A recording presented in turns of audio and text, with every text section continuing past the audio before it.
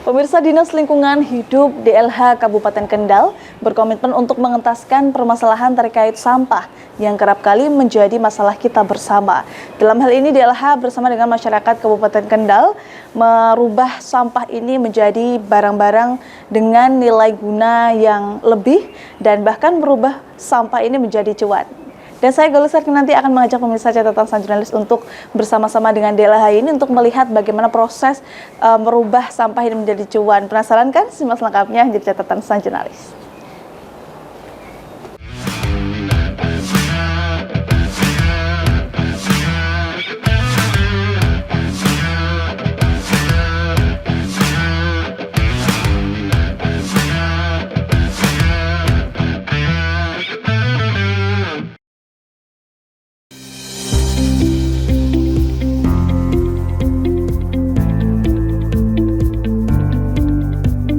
Siapa sangka, sampah yang biasanya jadi permasalahan bersama kini bisa diubah menjadi cuan.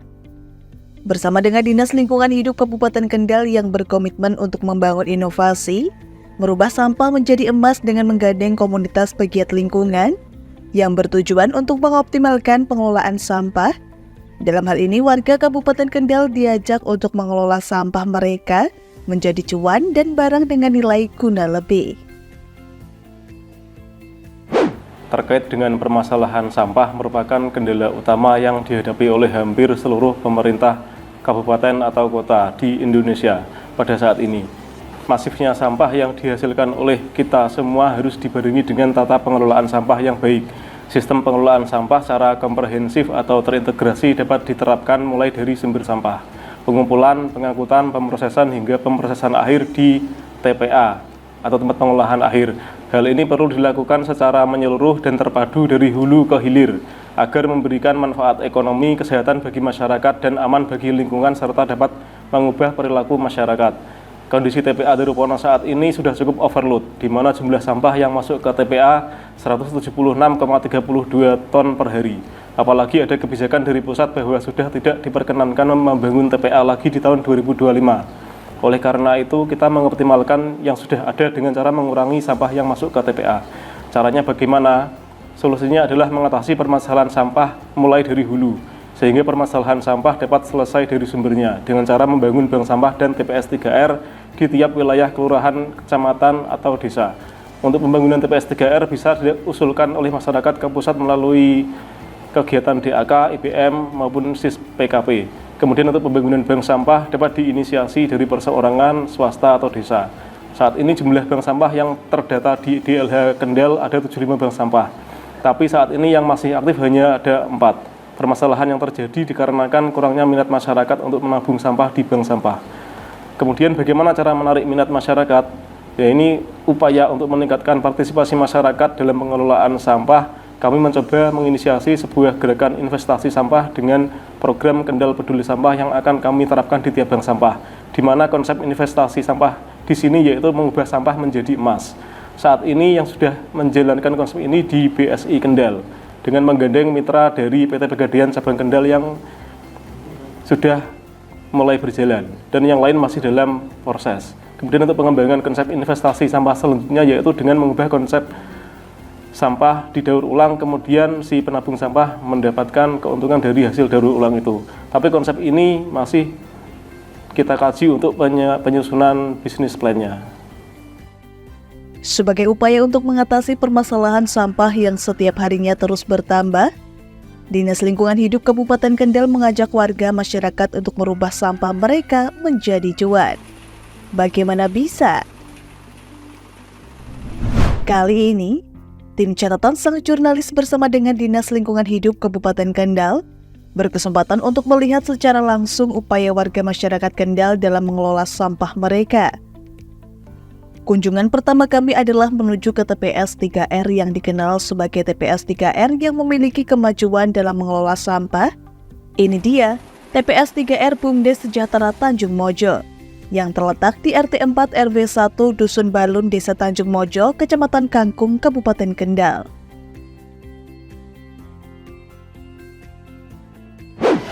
Halo Pak, Halo. Galuh dari Lingkar TV Pak. Ya, selamat datang di BUMDes Sejahtera Tanjungmojo. Oke, terima kasih Pak. Ini kan saya dengar-dengar di sini tuh ada berbagai macam inovasi yang dikembangkan di TPS 3R ini. Saya boleh berkeliling ikut ke dalam Pak, melihat-lihat? Boleh, mari ikut saya, Mbak. Oke, mari Pak.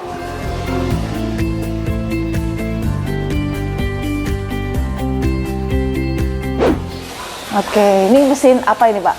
Ya, kalau untuk mesin ini adalah mesin cacah pilah sampah. Oh, mesin cacah pilah Ya, sampah. di mana nanti setelah petugas datang ngambilin sampah, ini nanti petugas akan memasukkan semua sampahnya ke mesin ini ya, Mbak, untuk dipilah. Yang mana nanti untuk yang botol dan plastik dia akan milah sendiri. Oh, otomatis berarti ya, Pak, ya? Otomatis milah sendiri. Terus nanti untuk yang berbentuk daun, terus sisa-sisa makanan nanti akan menjadi bahan kompos yang nanti akan turun secara otomatis ke bawah, Mbak.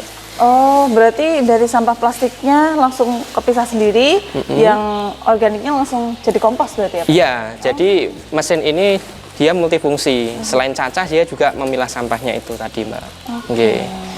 Berarti memang setiap harinya seperti ini ya Pak ya prosesnya? Setiap harinya seperti ini. Setiap pengambilan itu kan untuk di Desa Tanjungmojo sendiri itu 1 minggunya itu kan ada 6 hari kerja, di mana satu dusunnya diambil 1 minggu 2 kali. Jadi setiap hari pasti memproduksi seperti ini, Mbak. Setiap hari. Kira-kira berapa banyak Pak setiap harinya? Kurang lebihnya 1 hari itu 3 sampai 4 tosa. Berarti kalau 1 tosa itu kurang lebih di setengah ton ya, mungkin ya sekitar 2 sampai 3 ton lah 1 harinya. Kapasitas sampah di Desa Tanjungmojo. Oke, itu setiap harinya. Setiap Terus harinya. ketika sudah dipisah ini dapat berapa kompos Pak biasanya? Kalau untuk pemilahan untuk kompos itu paling 3/4-nya lah, karena yang lebih banyak itu di sampah plastiknya. Iya. Oke.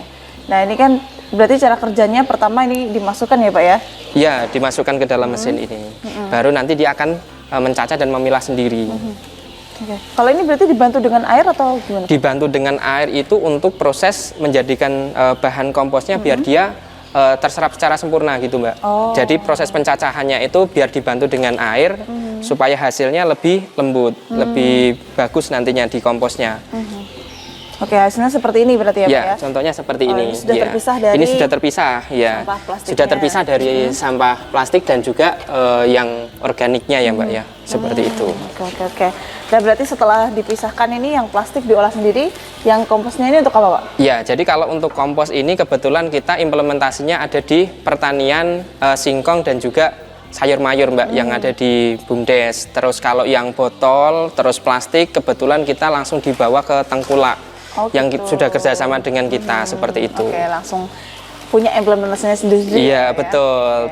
Ya, termasuk ya di tempat ini juga untuk mendukung ya, Mbak ya. Untuk mendukung kegiatan di sini juga tersedia beberapa mesin pembantu. Seperti yang ini adalah mesin giling jagung. Mesin giling ya, jagung. mesin giling jagung ini karena nanti implementasinya adalah jagung yang digiling ini untuk sebagai sumber pakan hewani yang kita ternak, yaitu ayam kampung seperti itu.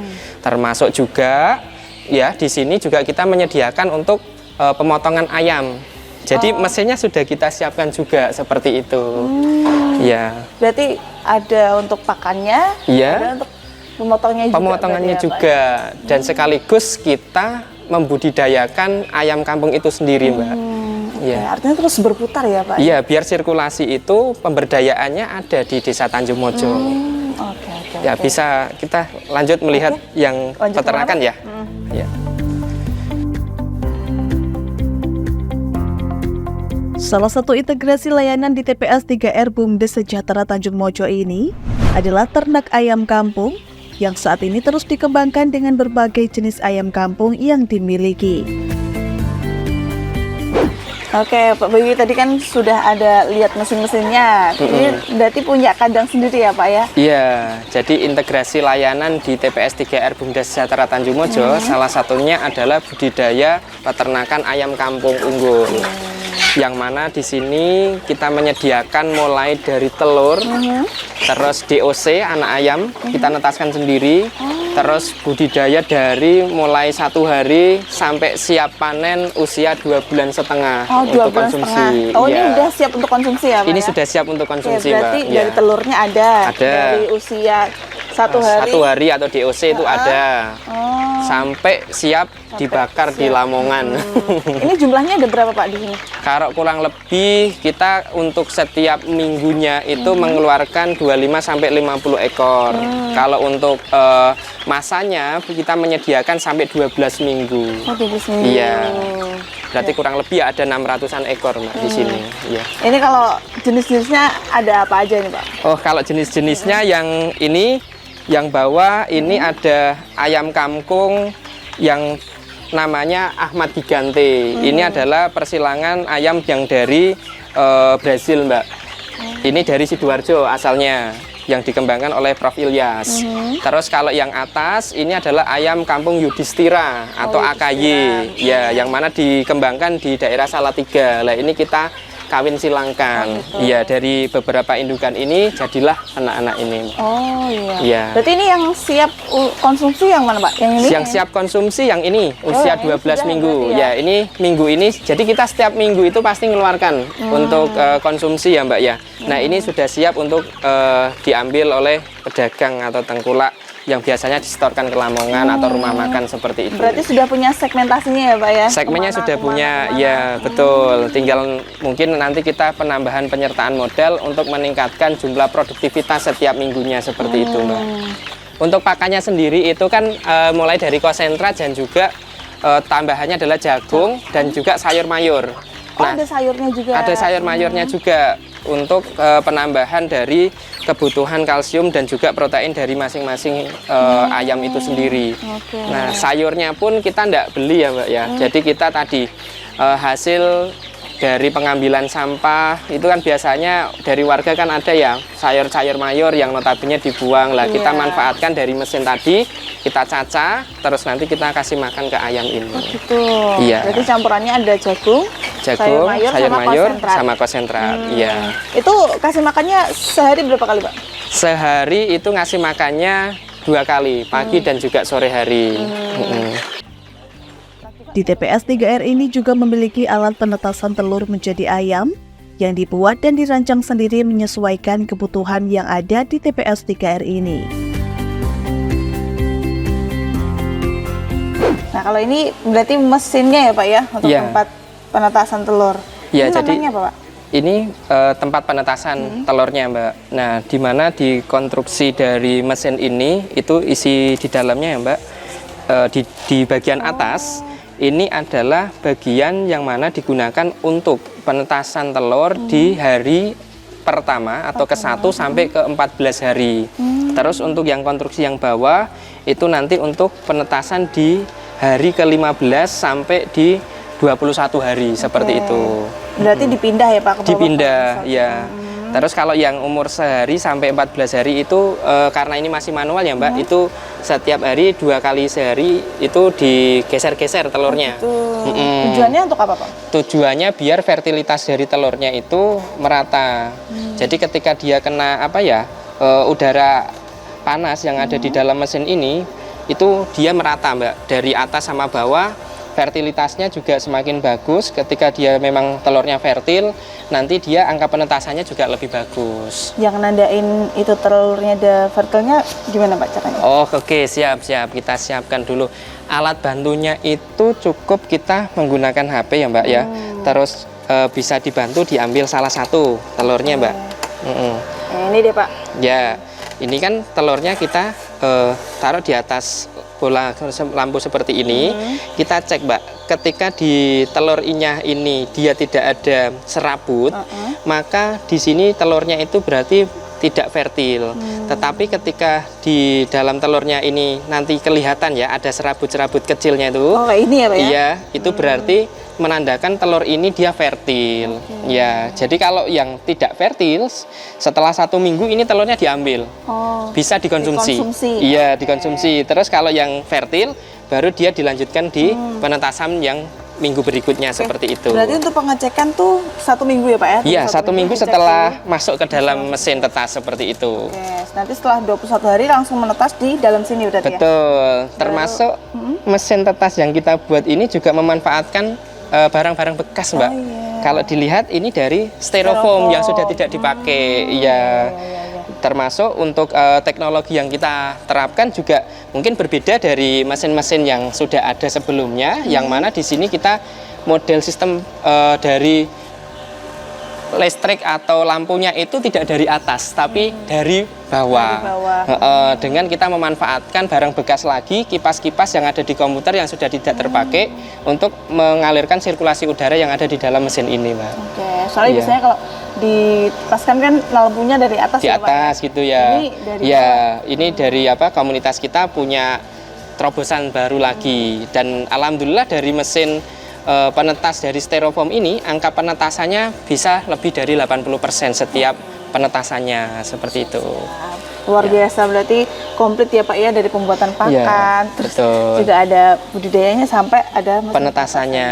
Setelah ini kita kemana Pak? Nah, setelah ini kita lihat di budidaya ikan nila ya Mbak. Oke, mari.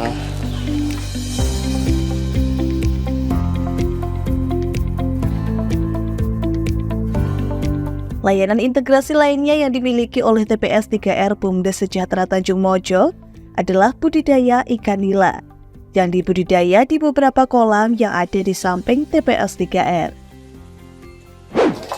Oke, kalau ini ikan apa Pak ini Pak? Ini ikan nila Mbak. Oh, ikan Jadi nila. kita membudidayakan ikan nila ini berkolaborasi dengan PKK yang ada di Desa Tanjung Mojo. Jadi Bumdes itu berintegrasi, yang mana di PKK kan ada program penanganan stunting, yang mana dari Dinas Perikanan itu memberikan bantuan kepada PKK untuk penanganan stunting yang ada di desa. Lah kita sebagai eksekutornya di lapangan berkolaborasi dengan PKK. Oke, dibudidayakan di sini. Ya, dibudidayakan di sini, Pak. Berarti nanti kalau setelah sudah besar ini untuk dikonsumsi warga di sini juga berarti Betul, ya Pak ya? ya. Jadi kita ada indukannya, ada pembesaran, dan juga ada bibitnya sendiri juga. Ya, kita budidayakan di sini. Kalau yang ini usia berapa Pak? Kalau yang ini usia 1 sampai 2 bulan. 1 sampai 2 bulan. Ya. Kalau yang yang indukan yang sebelah sini. Nah, ini coba Mas Dar. Nah, ini indukannya. Oke. Ya, ini pas diambil nih. Wih. Diambilkan Mas Dar. Lepas lagi. Iya. Ya, ini untuk yang indukan-indukan. Oh, ini indukannya.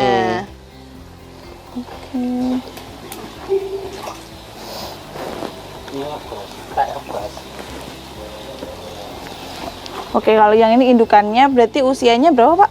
Kalau yang indukan itu dari 6 bulan. 6 bulan. Nah. Oke. Wah. Ini kita ambil indukannya. Ini nih indukan dari ikan nila ya Pak ya? Iya, ini indukan Luar ikan biasa. nila. Wah, Nah, ini nih indukan ikan nila ya Pak ya? ya, Yang indukan. usianya Udah 6 bulan 6 sampai 7 bulan. Sampai 7 bulan. Berarti Iya. ini udah seusia segini udah siap dikonsumsi ya Pak ya? Iya, sudah siap. Sudah siap, Sudah ya? siap, ya. Ini kita rilis ya, Mbak ya. Oke. Iya. Oke, berarti di sini komplit ya Pak ya, dari bibitnya sampai dari tadi yang usia 2 bulan ya Pak. 2 bulan. Sekarang yang Indukan. indukannya Ya, juga. betul. Dan ini kita pemberdayaan yang ada di Desa Tanjung Mojo itu kolaborasi, tidak cuma Bumdes, tapi kita kolaborasi juga dengan tadi lembaga-lembaga lain. Termasuk dari kepengurusan Bumdes itu sendiri. Yang membedakan Bumdes ini dengan yang lain adalah struktural dari Bumdes kami itu juga terdiri dari Karang Taruna, juga terdiri dari teman-teman dari PKK. Jadi ada beberapa orang itu dari sinerginya ya, Pak, sinerginya ya? ada. Ya. Itu yang menjadikan Bumdes yang ada di Tanjung Mojo itu bisa berjalan kegiatannya. harus berkolaborasi ya Pak ya, nggak bisa Betul. berjalan sendiri seperti Oke. itu. Oke, kalau ini totalnya ada berapa Pak? Kolamnya ini di sini kan ada 5. Kolamnya Iya, 5. kolam Kalau 5. ikannya yang indukan ada berapa nih? Kalau indukannya lebih dari 100 ekor. Lebih dari 100 Ya, ekor. lebih dari 100 ekor. Oke, tambah lagi yang masih benih Masih di sana benih ya, Pak, ya? itu lebih dari 2000 ekor ya. 2000 ekor. Oke, luar Ya. biasa. Oke, setelah ini kita kemana Pak? Ini selanjutnya kita akan melihat di greenhouse melon ya, Mbak ya. Greenhouse melonnya. Ya. Kita akan ke sana Pak. Ya, mari. Ya. Ya.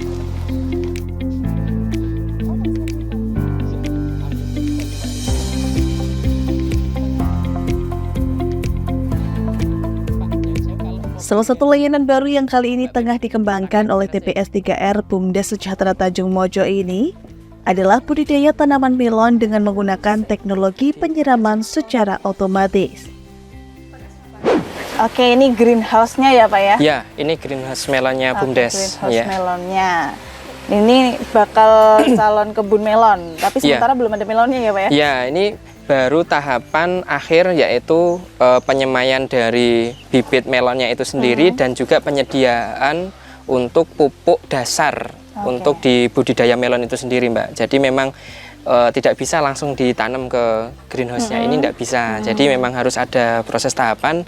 Nah, ini penanamannya nanti masih menunggu sekitar 1 minggu lagi. 1 minggu lagi baru ditanam ya Pak ya? Iya, betul. Tapi untuk pupuk dasarnya sudah ready seperti itu. Pupuk dasarnya juga dari sini juga buat sendiri Pak? Iya, untuk pupuk dasarnya itu dari kompos-kompos yang tadi kita produksi itu. Ya, dan juga ada beberapa suplemen organik ya Mbak, yang memang kita kerjasama dengan salah satu PT di tanah Kabupaten Kendal ini, yaitu PT Tani Jos, yang itu juga sebagai pendamping pertanian melon greenhouse kita.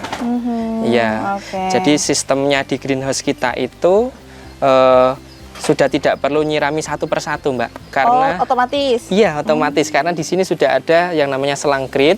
Jadi baik penyiraman, pemberian pupuk, pemberian vitamin di tumbuhan itu semuanya sudah lewat dari jarum-jarum yang sudah ini. iya sudah dipasangkan di masing-masing polybag ini, Mbak. Oke, berarti sudah ada jamnya, waktunya kapan gitu Iya, ya Pak ya? betul. Otomatis ya? Iya.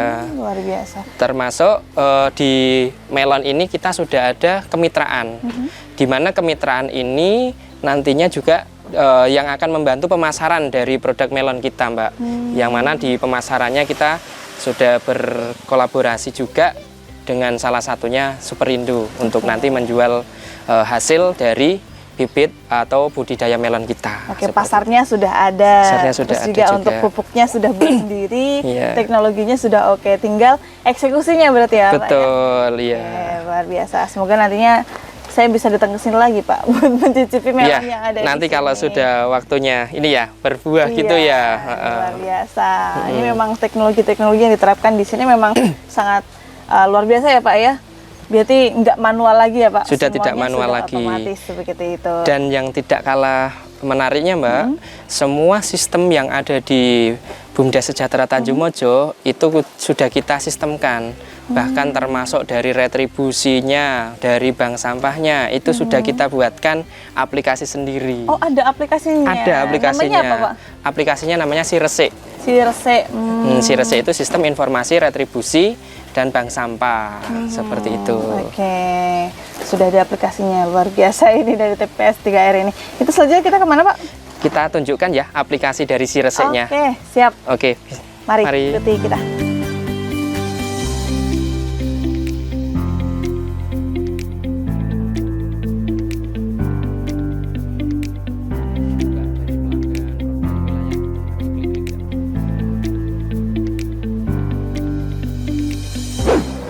Oke, ini aplikasinya berarti ya Pak. Namanya apa Pak? Namanya Sirese. Kenapa kok namanya Sirese ini Pak? Sirese itu ada kepanjangannya, Mbak. Iya apa? Ya, kepanjangannya adalah Sistem Informasi Retribusi dan Bank Sampah. Oh, oke Iya. oke oke. Cara kerjanya seperti apa Pak? Kalau cara kerjanya dari aplikasi ini itu, di aplikasi ini bisa mencantumkan pelanggan-pelanggan sampah yang notabene nanti untuk retribusi sampah ya, Mbak. Terus ada pelanggan bank sampah yang tercatat, termasuk di mana di aplikasi ini juga bisa mendata pemasukan setiap bulan dan juga pendapatan setiap Tahunannya, tahunnya. oke. Ya, termasuk yang belum bayar retribusi sampah siapa itu akan Kelihatan ya? Iya, betul. Oke. Rekapannya kelihatan semua. Iya, Nah, ini kelihatan ya nanti kalau RT-nya masih rendah-rendah gini berarti ada yang belum bayar. Oh, yang di belum RT bayar. tersebut. Gitu. Ya. Oke, dan semua yang ada di sini juga terdigitalisasi juga ya Pak ya? Ya, termasuk dari semua kegiatan yang ada di BUMDes itu terdokumentasi secara digital baik di Instagram, Facebook dan juga di websitenya BUMDes. Oke. Iya. Oke, oke, oke. Semuanya serba digital Serba karena digital. kita mengikuti perkembangan zaman gitu ya, Pak. Oh, ini ada nama produknya juga. Ya, jadi tabungan bank sampah kita itu meliputi apa saja nanti bisa diinputkan di aplikasi ini. Oh, langsung didata berarti ya Pak ya? Iya. Per betul. jenis-jenisnya. Termasuk setiap kali 1 bulan sekali kan pasti kita ada penyesuaian harga. Baik itu harga kardus per kilonya berapa, plastik berapa, itu dari aplikasi ini bisa mengakomodir. Iya. Sudah otomatis Sudah semuanya. otomatis. Nah, tujuannya dibuatkan aplikasi ini sebenarnya seperti ini, Mbak. terkadang ada nih dari pelanggan itu sudah membayar retribusi sampah tetapi belum tercatat karena masih secara manual. Dengan cara seperti ini, baik dari sisi admin yang ada di BUMDes maupun pelanggan yang ada di masyarakat itu sama-sama bisa check and balance. Apakah dari yang disetorkan ke BUMDes itu apakah sudah tercatat atau belum, bank sampahnya sudah sampai berapa kilo. Karena dari programnya BUMDes sendiri itu dari sampah menjadi cuan. Ya, di sini dari warga yang menabung bank sampah di BUMDes Sejahtera Tanjungmojo setiap 1 tahun sekali, lebih tepatnya di bulan Ramadan, itu bisa menukarkan botolnya, kardusnya itu menjadi uang, Mbak. Oke. Iya. Diuangkan ya, Pak ya? Iya, bisa diuangkan, bisa dibelikan barang gitu juga. Oke, itu khusus di bulan Ramadan. Ramadan itu tadi. Tetapi kita juga tidak menutup kemungkinan ketika misalnya ada ibu-ibu yang memerlukan kebutuhan dapur harus segera dibelanjakan, sedangkan mereka sudah tidak punya uang misalnya, dari tabungan yang ada bisa langsung juga ditukarkan dengan uang seperti itu. Oke, istilahnya mereka menabung di sini ya Pak ya? Iya, menabung di BUMDes. Sampah itu. jadi cuan itu tadi. Iya. Kalau untuk retribusi sampahnya itu berapa Pak? Retribusi sampahnya 1 bulannya itu 20.000, bisa dibukakan Mbak Bibora. Nah, oh, ada di sini juga ya Pak ya? Pelaporannya di pelaporan, di mana di sini ada angkutan sampah senilai 20.000. Iya. Oke. Berarti semuanya sudah tersistem ya Pak ya? Semuanya sudah tersistem. Lebih efektif seperti ini berarti Pak? Iya, dan ini merupakan transparansi, keterbukaan informasi kepada masyarakat. Oke. Harapannya dengan ada aplikasi ini seperti apa? Ya, harapannya ya di Desa Tanjungmojo sendiri keterbukaan informasi kepada masyarakat semakin bagus, terus nantinya akan merambah ke desa-desa yang lain, bisa memberikan contoh di mana pengelolaan sampah itu ternyata bisa menyenangkan, bisa lebih produktif, dan apa ya, istilahnya digitalisasi ini membuat apa yang ada di desa kita bisa terekspos keluar, Mbak, baik itu secara kegiatannya maupun secara akuntansinya maupun semua kegiatan-kegiatan yang ada di BUMDes. Karena dengan digitalisasi pastinya apa ya, tidak cuma dikenal di desa, tapi bisa dikenal di luar kabupaten, luar desa, bahkan di luar ini ya, provinsi seperti itu. Lebih transparan ya Pak Lebih ya? transparan. Oke. Iya. Dan semuanya sudah tercatat di aplikasi Sirese Iya. ini. Luar biasa.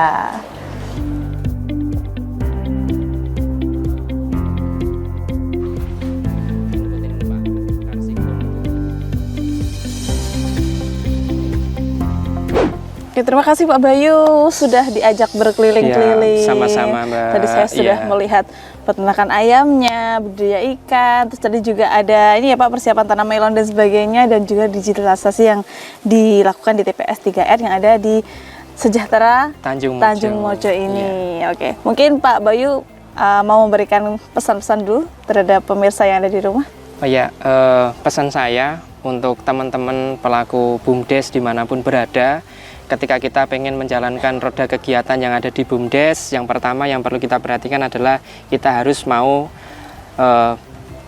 kolaborasi dengan pemerintah desa yang ada. Yang kedua adalah kita kolaborasi dengan semua lembaga dan masyarakat yang ada di desanya masing-masing. Yang ketiga adalah kita harus berani untuk berinovasi, inovasi dalam pengembangan usahanya, inovasi dalam pengembangan aplikasi yang digunakan, atau inovasi-inovasi ketika kita ingin memajukan BUMDes itu sendiri.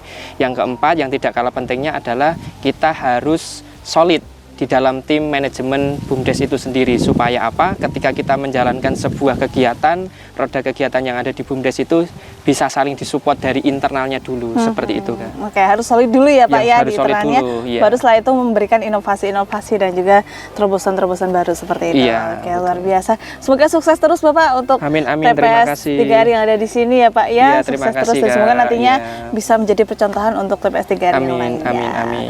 Oke Pak Bayu, terima kasih sudah bersama Siap, kami. iya. Mari Pak. Ya, mari, terima kasih. Usai meninjau TPS 3R BUMDes Sejahtera Tanjungmojo, tim catatan sang jurnalis bergeser ke Bank Sampah Induk yang terletak di Kecamatan Langenharjo, Kendal. Bank Sampah Induk Kendal merupakan salah satu bank sampah induk yang berhasil mengelola beragam sampah mulai dari sampah organik maupun anorganik. Pemirsa catatan Sajurnalis, saat ini saya sudah berada di Bank Sampah Induk yang ada di Kabupaten Kendal. Saya akan masuk ke dalam. Ada apa saja sih di Bank Sampah Induk ini? Yuk, ikut saya ke dalam. Bersama ibu-ibu pengelola Bank Sampah Induk Kendal, sampah yang biasanya menjadi masalah tersendiri kini dapat terselesaikan, bahkan bisa menghasilkan cuan. Nah, pemirsa catatan Sajurnalis, saat ini saya sudah bersama dengan Ketua Bank Sampah Induk Kabupaten Kendal dengan Ibu Nunu Sarah. Bu Nunu, selamat siang. Selamat siang Mbak Galuh. Oke, Bu, ini saya dari depan tadi penasaran, Bu. Ada Bank Sampah Induk di Kabupaten Kendal. Ini sebenarnya tempat apa sih, Bu, di sini? Ya, terima kasih Mbak. Jadi Bank Sampah Induk ini adalah tempat edukasi bagaimana warga itu bisa memilah dan mengolah sampah dengan baik dan benar. Karena sampah-sampah yang kita produksi itu kan sebenarnya kita produksi dari keluarga masing-masing, dari kita nih. Nah, cuman bagaimana kita mengendalikan sampah itu agar tidak menjadi bahaya tetapi menjadi berkah seperti itu. Nah, kuncinya adalah sampah ini harus dipisah sesuai dengan jenisnya, yaitu yang kering atau anorganik itu terdiri dari plastik, kertas, logam kaca. Kemudian yang organik adalah sampah dapur atau sampah dari sisa masakan, itu juga harus diolah supaya bisa menjadi berkah. Oke, artinya memang di sini tempat untuk memilah sampah ya, Bu, dan mengolah sampah juga ya, Bu, edukasi juga seperti agar itu. Lingkungan ini terpelihara dengan baik, karena kita hanya punya satu bumi, maka kita harus jaga alam, jaga bumi, maka alam akan jaga kita. Oke, luar biasa. Nah, ini sudah ada produk-produknya, Bu. Ini boleh dijelaskan nih apa saja, Bu, produknya? Iya, jadi kan sampah-sampah itu kan tadi ada dua ya, anorganik yang kering itu seperti plastik. Nah, di sini kami itu kerjasama dengan komunitas daur ulang. Ini ibu-ibu hebat, ibu keren yang peduli gitu, yang peduli dengan daur ulang sampah. Jadi ini semua ini adalah dari plastik, Mbak. Contoh ini Bunga ini ya, Bu, dari ya? botol apa? Ini Sprite. Ya, iya. dari botol Sprite. Kemudian ini bisa seperti ini disemprot pakai pilok seperti itu. Kemudian ini juga, ini semuanya dari plastik. Dan plastik-plastik ini kita itu harus mencuci dulu, mengeringkan, kemudian baru membuat kerajinan seperti ini. Ini luar biasa loh, Mbak. Nah, jadi bukan masalah menjadi bunga, tetapi bagaimana sebuah sampah yang sepertinya tidak laku itu, tetapi kita bisa bikin menjadi sesuatu kerajinan yang menjadi nilai manfaat, yaitu bunga ini cukup cantik kalau ditaruh di sudut ruangan ya, Bu, ruangan ya? kita seperti itu. Oke, terus ada apa lagi nih, Bu? Ya, kemudian ini juga, ini adalah tas dari bahan bungkus permen. Nah, ini juga membutuhkan keterampilan tersendiri karena ini dianyam. Nah, ini kemudian dipadu padan dengan seperti ini. Oke, jadi cantik ya, Bu, ya? Ya, lain lagi ini dari organik. Jadi tadi kita kan punya sampah dapur nih, setiap rumah tangga kita. Nah, ini ekoenzim, ini adalah kulit buah yang terfermentasi selama 3 bulan.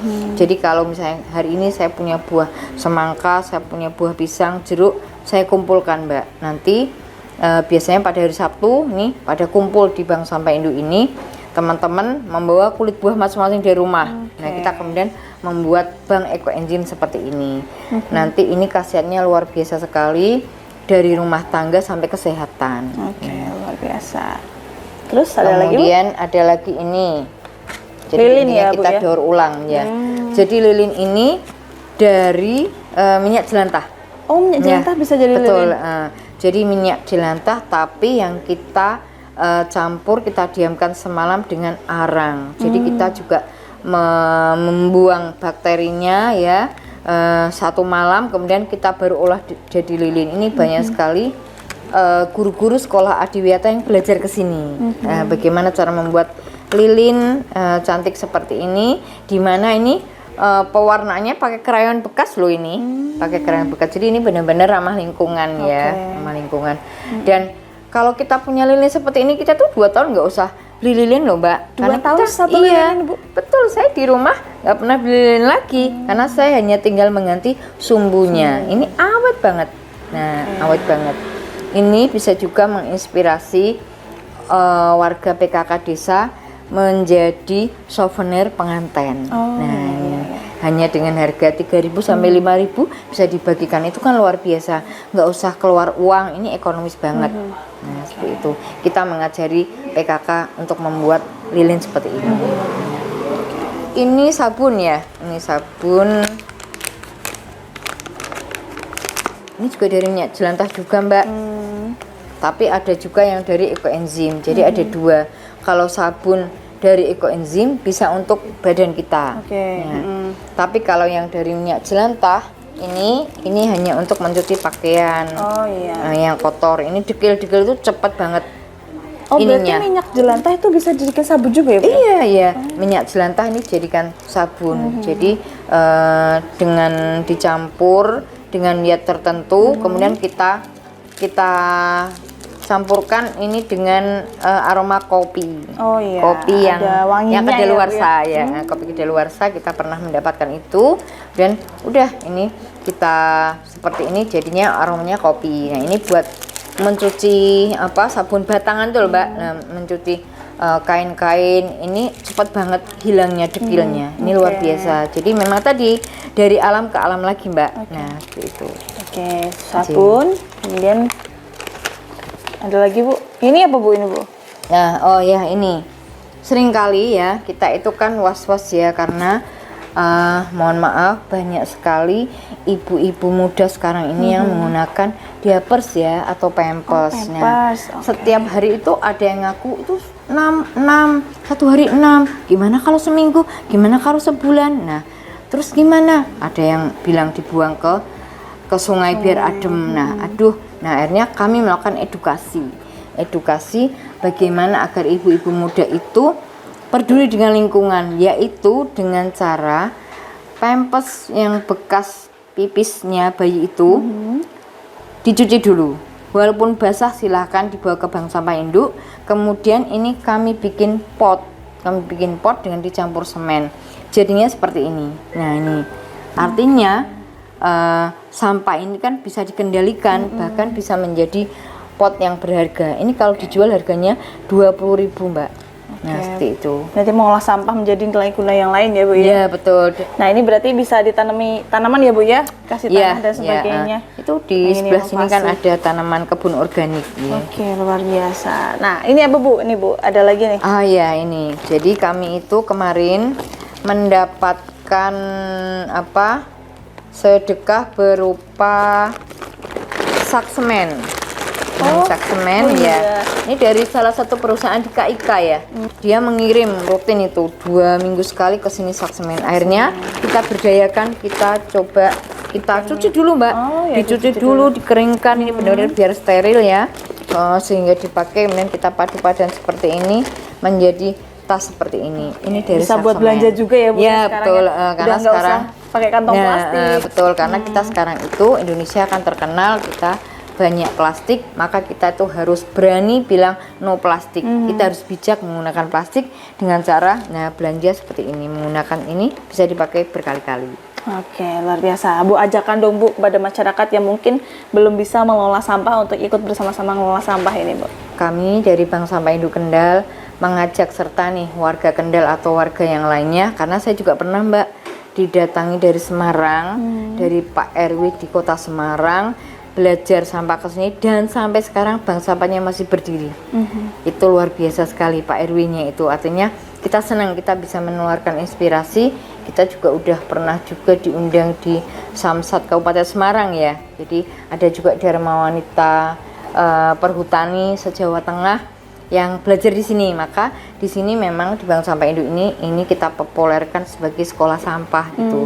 Kalau orang mau ngelola sampah, mau cari tahu sampah itu bisa jadi berkah, bisa diolah menjadi macam-macam itu ya di sini. Bahkan sampah kita juga bisa olah jadi paving itu ya. kami ingin sekali mengajak warga Kendal dan juga warga di Jawa Tengah khususnya, monggo kita harus ingat bahwa tadi bumi kita itu hanya satu. Dan sekarang ini dengan kemajuan zaman makin banyak produk-produk instan, tetapi kita harus melihat bahwa lingkungan atau sampah ini makin kritis. Jadi persoalan sampah itu sudah jadi darurat. Itu yang pertama. Dan yang keduanya, sampah ini kan sebenarnya berasal dari keluarga kita, dari diri kita. Artinya mengelola sampah ini sebenarnya merupakan kesadaran dari diri kita yang harus muncul pertama kali. Karena kalau setiap keluarga menyelesaikan sampah masing-masing rumahnya, maka akan dari sebuah kota itu akan terlihat asri dan lingkungannya baik karena semua orang sadar. Nah, Bank Sampah Induk Kendal kami terus melalui edukasi-edukasi yang kami laksanakan dengan program-program, ada outbound cinta lingkungan, kita juga ada di Instagram, Mbak, Bank Sampah Induk. Ada lagi nih, Mbak, yang produk-produk yang unggulan Bank Sampah yang lagi hits kan, ini kita menabung sampah jadi emas. Kita kerjasama dengan Pegadaian Cabang Kendal, BUMN. Nah, jadi bagi warga-warga yang mungkin misalnya ribet kalau nggak mau bikin seperti ini, bisa membeli ke Bank Sampah Induk atau juga menabung sampah mulai dari berapapun lah, 1 kilo, 2 kilo kita menerima semuanya. Setiap hari Jumat sampai Minggu kita buka dan silakan ditabung sampah, nanti kemudian bisa ditukar menjadi emas karena kita sudah kerjasama BSI ini dengan Pegadaian Cabang Kendal. Oke, luar biasa. Jadi ini memang Bank Sampah Induk ini memang jadi sekolah sampah ya, Bu ya, yang mungkin bisa mengedukasi masyarakat setempat. Oke, Bu, terima kasih sudah berdialog dengan kami. Setelah ini saya akan lihat Bu apa aja yang ada di sini. Nah,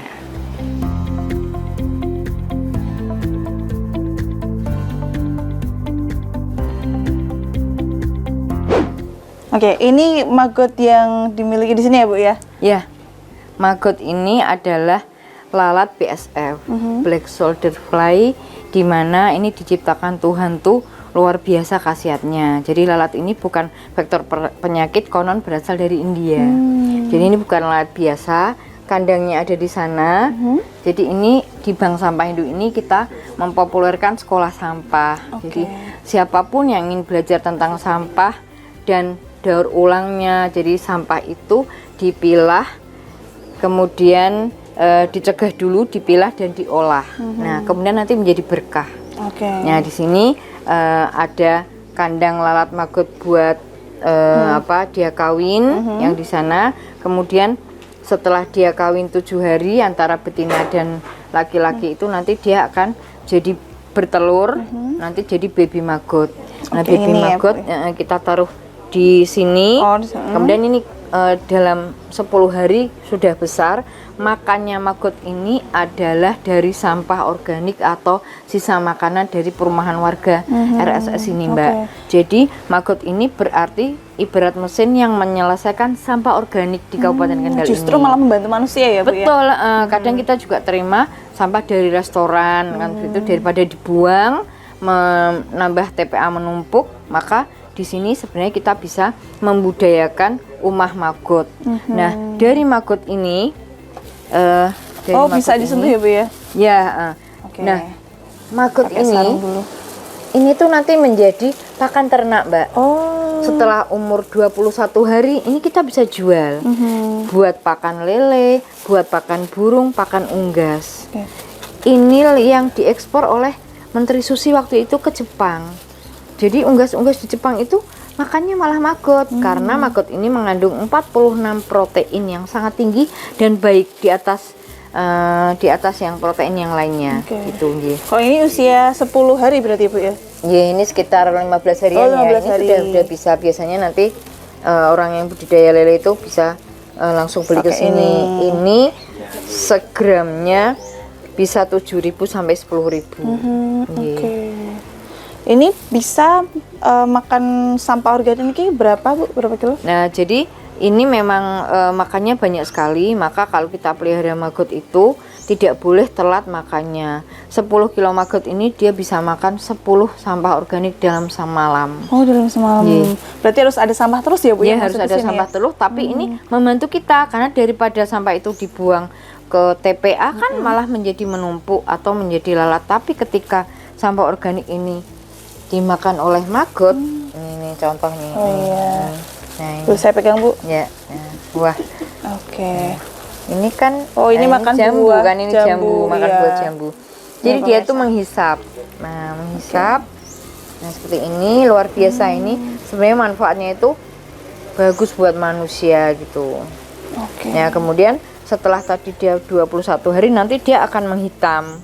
Umur 25 hari dia menghitam Oh, nanti. ini ya Bu ya. Ya, nanti dia akan menghitam, kemudian nanti menjadi pupa, kemudian kita pindah ke sana. Oh, untuk Ya, pindah ke untuk ini dia akan kawin nanti. Oh, gitu. Nah, akan kawin laki dan perempuan. Kemudian nanti bertelur, seperti itu siklusnya. Siklusnya paling hanya 35 hari. Oh, 35 hari. Lalat jantan betina 7 hari setelah kawin dia akan mati. Ya, seperti itu. Dan itu siklusnya seperti itu terus di sini ya Bu ya. Selalu Jadi, ada maggot seperti ini betul, untuk membantu. jadi kami ini melakukan edukasi, ini kan untuk edukasi buat murid-murid SD, SMP ini agar mereka itu paham ini kan proses biologi ya, dari alam ke alam gitu loh, dari alam kembali ke alam lagi, bahwa sampah-sampah itu kalau kita bisa cegah, bisa olah, nanti akan jadi berkah buat kehidupan kita semua, karena ini nanti akan kembali jadi pakan lele, bahkan bisa untuk menyelesaikan anak-anak yang stunting. Nanti ini kita juga pelihara lele. Oh, gitu. Nanti kalau ini udah besar kita akan memberikan gratis kepada anak-anak yang kena stunting. Karena lele yang dikasih makan maggot itu beda banget, Mbak. Dari tekstur rasanya, teksturnya lebih keset, dan yang jelas proteinnya itu tinggi 46% itu. Oh, gitu. Jadi Oke. agar anak-anak Indonesia itu tumbuh kuat. Nah, sayangnya memang budidaya maggot ini belum banyak dibudidayakan di desa-desa. Monggo kalau desa-desa atau PKK mau belajar tentang budidaya maggot untuk mengatasi stunting ini sebenarnya bisa banget. Kalau di sini gitu. jadi pionir juga Bu untuk budidaya maggot ini? Ya, ini untuk edukasi. Jadi ini untuk edukasi, kan nanti banyak anak-anak itu ke sini dari TK, SD atau kita yang diundang ke sana. Ini kita selalu berikan ini pemahaman siklus maggot tadi, kegunaan maggot, sehingga mereka paham bahwa sampah itu tidak dibuang sembarangan, tidak dibakar, tetapi sampah organik yang dari dapur itu kita bisa selesaikan dengan cara budidaya maggot, bahkan memiliki nilai ekonomis karena harga jualnya bisa 7.000 atau 10.000 per kilo. Per kilonya. Oke, luar biasa. Jadi sekarang sudah tidak risau lagi ya Bu ya terhadap Iya. sampah dapur dan juga sampah rumah tangga yang organik. Betul. Karena ada maggot yang membantu menyelesaikan permasalahan dari warga masyarakat. Oke, setelah ini saya akan lihat-lihat lagi Bu di sini. Ya, Kita terima kemana kasih. Bu? Kita Oh, ke nah sana. itu Oke. kita bisa ke kandang lalat. Kita ke kandang lalatnya. Jadi ini adalah kandang lalat BSF yang berasal dari India. Di sini dia akan bertelur itu antara jam 11 siang, kemudian sama jam 1. Oh, ada jam-jam khususnya ya Bu ya? Ada jam-jam khususnya. Dan ada juga untuk merangsang lalat ini bertelur, misalnya kita kasih bau-bauan kayak terasi atau nanas. iya, iya. Nah, nanti pada pagi hari 2 hari sekali kita akan memanen telurnya. Nah, di mana telurnya ini juga harga jualnya juga lumayan, Mbak. 7.000 per gram. 7.000 per Nah, gramnya. Jadi sebenarnya bank sampah ini bisa juga loh jadi kewirausahaan sosial gitu buat adik-adik yang tertarik untuk budidaya maggot dan mengelola bank sampah, sehingga sampah yang organik juga bisa tertangani, kemudian yang organiknya ini bisa menjadi maggot bahkan pakan ternak. Oke. Jadi memang dikelola dengan sedemikian rupa ya Bu ya di sini ya Bu Iya, ya? jadi olah sampah jadi berkah. Olah sampah jadi berkah. Oke. Kita akan ke sana Bu, lihat yang sebelah sana. Ya, Yuk, ikut siap. saya pemirsa.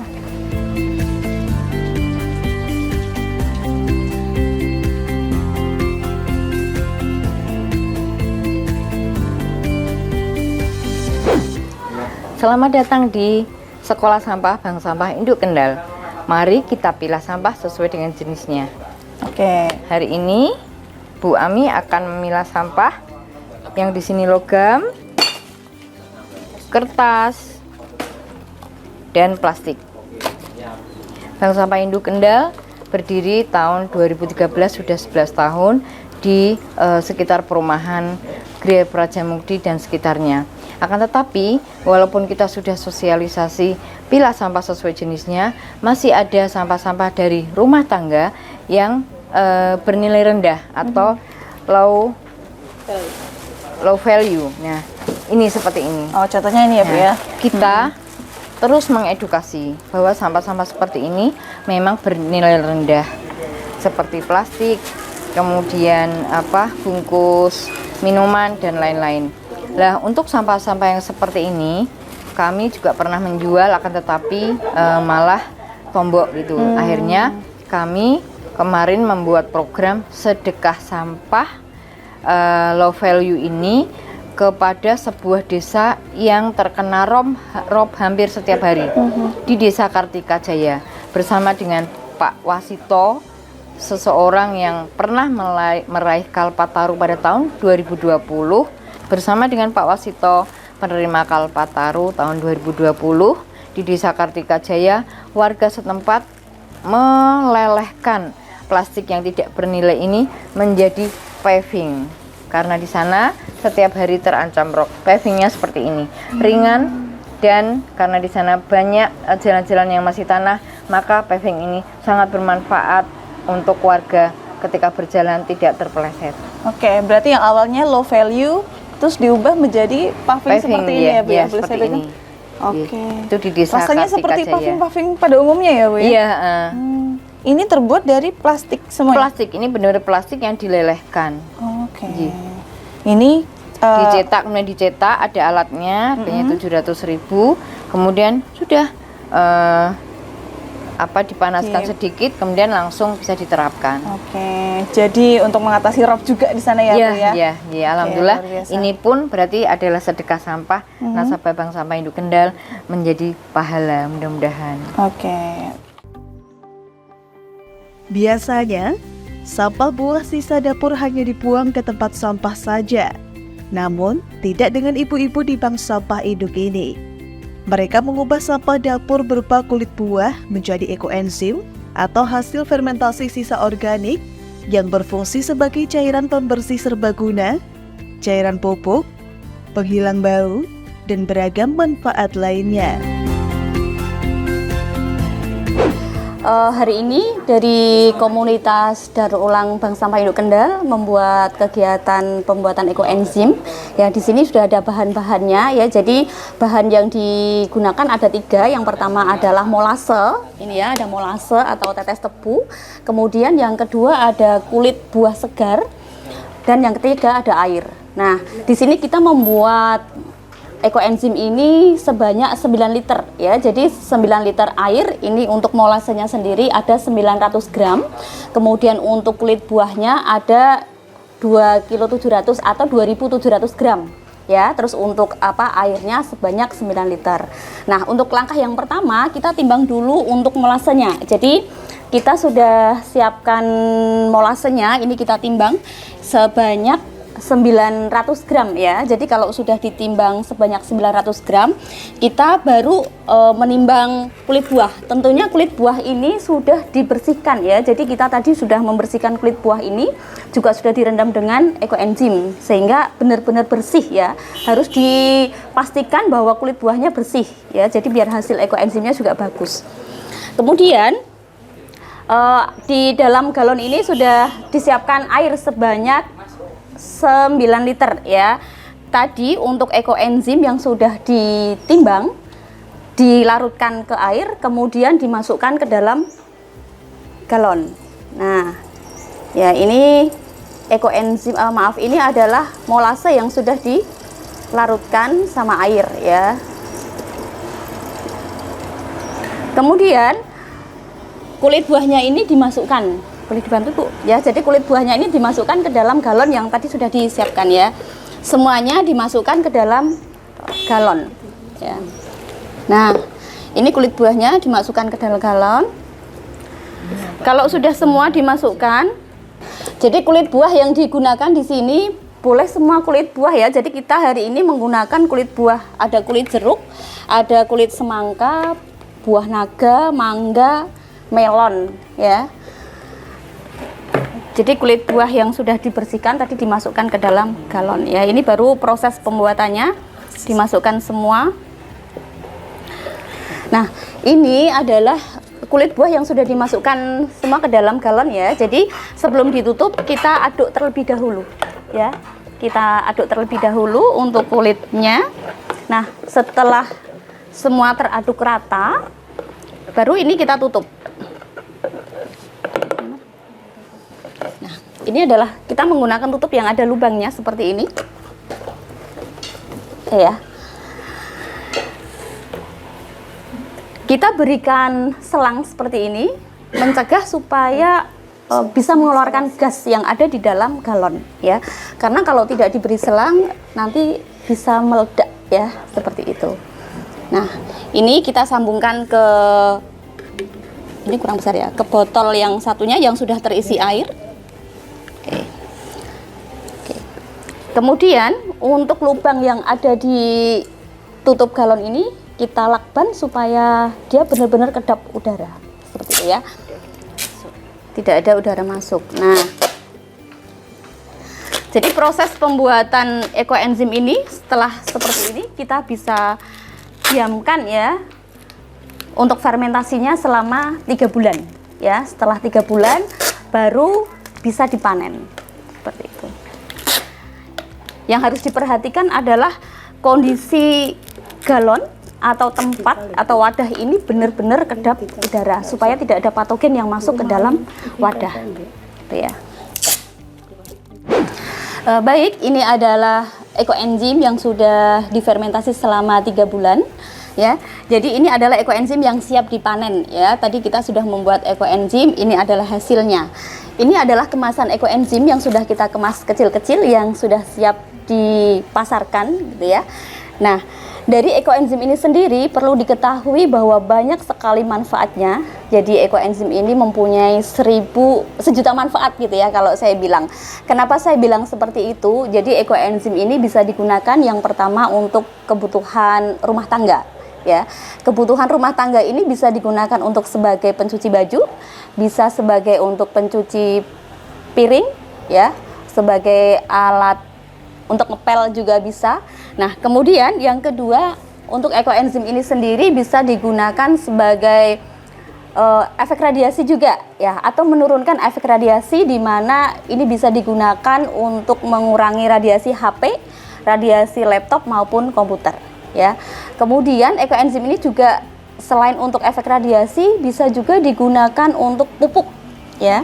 Bisa digunakan untuk pupuk tanaman. Kemudian sebagai detoks tubuh juga bisa, untuk mengobati luka juga bisa ya. Jadi ini adalah manfaat-manfaat ekoenzim. Sebenarnya masih banyak sekali manfaat ekoenzim yang tentunya ini bisa digunakan sebagai alat kita ya, atau obat kita di rumah sebenarnya. Kalau di keluarga mempunyai ekoenzim ini sudah banyak sekali manfaatnya ya. Jadi dari obat-obatan juga bisa untuk keperluan rumah tangga. Itu adalah manfaat dari ekoenzim ya. Ada yang tak biasa lagi di bank sampah induk Kendal. Biasanya limbah minyak goreng selalu dibuang, dan ternyata di tangan ibu-ibu ini limbah minyak goreng bisa diubah menjadi lilin aromaterapi yang cantik dan berdaya jual yang tinggi.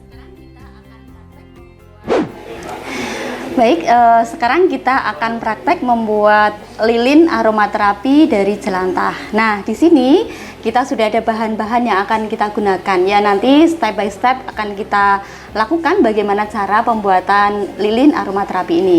Nah, yang pertama ini kita ada minyak jelantah ya. Ini sudah diukur minyak jelantahnya sebanyak 100 ml ya. Kemudian yang kedua ini ada parafin. Ya, ini parafin yang sudah ditimbang sebanyak 40 gram.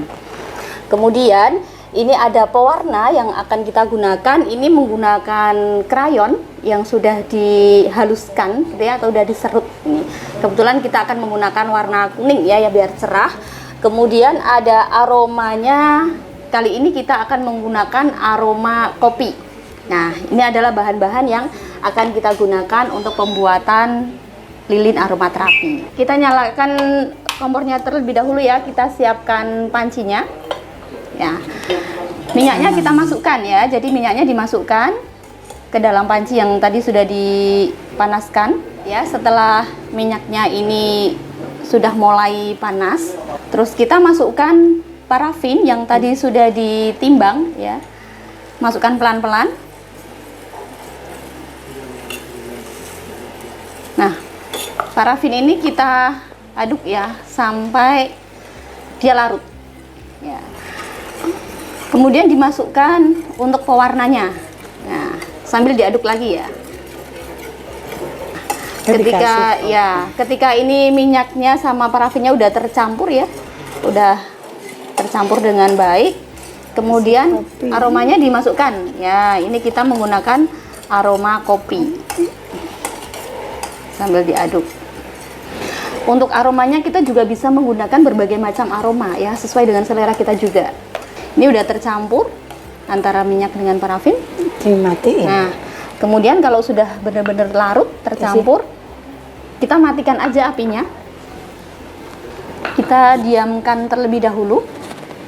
Kita siapkan untuk tempat lilinnya. Ini kebetulan kita sudah menggunakan gelas ini ya, jadi gelas.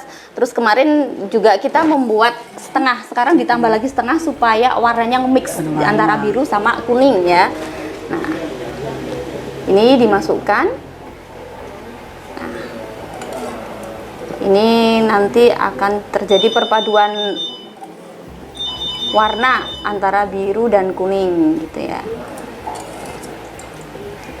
Nah, ketika lilinnya ini udah dicetak semua di gelas ini, dibiarkan sampai betul-betul dingin ya. Nanti sebelum dia mengeras, kita baru masukkan sumbunya gitu ya. Ketika dia belum sedikit mengeras, ini nggak bisa ya. Ini kita diamkan kurang lebih berapa Bu? 15 menitan ya? Setengah jam. Ya, 15 sampai dengan 30 menitan gitu ya. Baru nanti bisa dipasang sumbunya. Yang menjadi unggulan dan kini tengah dikembangkan oleh Bank Sampah Induk Kendal adalah menampung sampah menjadi emas.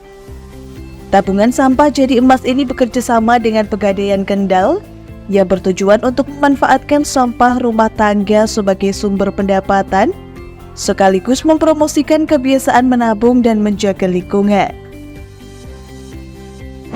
Assalamualaikum warahmatullahi wabarakatuh. Terima kasih. Ini merupakan Bank Sampah Induk Kendal yang sudah mengimplementasikan program gerakan investasi sampah menjadi emas. Program ini kita akan terapkan di tiap bank sampah di Kabupaten Kendal agar untuk menarik minat masyarakat menabung dan memilah sampah dan mengirimkannya ke bank sampah, agar operasional bank sampah tetap berjalan dan dapat menghasilkan produk ekonomi dan meningkatkan ekonomi bagi masyarakat. Siang Bu, Siang mau Bu. nabung Oh iya. Buku ya Bu buku ya. sama ini ya, Sama- tapi sudah ditimbang di sana. Oh iya. Ini Mana bukunya? Oh iya. Jadinya dapat 1.600.000. Jadi Oh iya. bisa ditukar sama emas Oh gitu ya. 1 gram. Ini saya langsung ke mbaknya Oh iya. di situ ya. Iya. Mbak. Makasih Bu Mur. Ye, situ-situ taruh situ. Mbak mau tukar tabungan jadi emas? Oh iya Ibu, Ini katanya sudah memenuhi saldonya. oh iya, saya cek terlebih dahulu ya Ibu ya.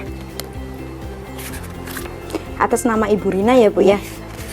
Untuk saldonya sendiri udah memenuhi, ini bisa ditukar dengan emas fisiknya. Silakan Oh, Ibu beneran mendapatkan. ini, Mbak? Iya Ibu, silakan. Nggak sah itu, Mbak? Enggak. Alhamdulillah ya Iya. Allah. Iya, selamat ya Ibu ya. Senang ya. Iya, jangan lupa nabung lagi Bu, lebih semangat. Oh, iya, Jadi iya, biar iya, lebih iya. tukar Nanti lagi saya nanti share buat ke investasi. teman-teman. Boleh, silakan. Makasih, Mbak. Iya, terima kasih kembali Bu. Bukunya bisa saya bawa, Mbak? Boleh, silakan. Semangat ya Bu Terima ya. kasih. Iya, terima kasih. Alhamdulillah ya, dengan nabung sampah di BSI kita bisa lama-lama jadi emas loh. Nih, ini contohnya saya nih. Ini lumayan loh ini loh. Walaupun dari sampah yang mungkin menurut kita nggak berguna ya, ini dari botol, dari buku, dari kertas, bisa lama-lama jadi emas dengan nilai yang sudah ditentukan. Terima kasih BSI, terima kasih Pegadaian. Sampah yang menumpuk dapat menjadi tempat berkembang biaknya kuman dan bakteri. Dengan pengelolaan yang tepat, resiko penyakit yang disebabkan oleh sampah bisa ditekan. Sampah organik yang membusuk di tempat pembuangan akhir TPA menghasilkan gas metana yang merupakan gas rumah kaca dengan potensi pemanasan global yang lebih tinggi dari karbon dioksida. Dengan mengelola sampah organik melalui proses seperti composting, emisi gas rumah kaca dapat berkurang. Dengan mengelola sampah, masyarakat didorong untuk lebih bijak dalam menggunakan barang-barang konsumsi dan menerapkan gaya hidup yang lebih berkelanjutan, seperti mengurangi penggunaan plastik sekali pakai dan lebih memilih produk yang ramah lingkungan. Dengan pengelolaan sampah yang baik, pada akhirnya bukan hanya menyelamatkan lingkungan, tetapi juga menciptakan kualitas hidup yang lebih sehat dan mendukung ekonomi yang berkelanjutan. Pemirsa, catatan sang jurnalis, itu tadi kegiatan kita pada hari ini bersama dengan Dinas Lingkungan Hidup DLH Kabupaten Kendal dalam rangka meninjau atau menilik bersama bagaimana proses merubah sampah ini menjadi cuan. Tadi kita sudah melihat dari proses pengolahan sampah menjadi barang nilai guna yang lainnya. Dan semoga dari tayangan ini pemirsa dapat menjadi khasanah ilmu dan juga referensi bagi pemirsa Lingkar TV yang ada di rumah yang ingin memanfaatkan sampah-sampah yang ada di rumah Anda untuk dijadikan bahan atau barang-barang nilai guna yang lainnya. Dan akhirnya saya Galus Kaknanti pemirsa pamit dari hadapan Anda. Terima kasih telah menyaksikan catatan sang jurnalis dan terus saksikan catatan sang jurnalis hanya di Lingkar TV. Sampai jumpa di episode-episode selanjutnya.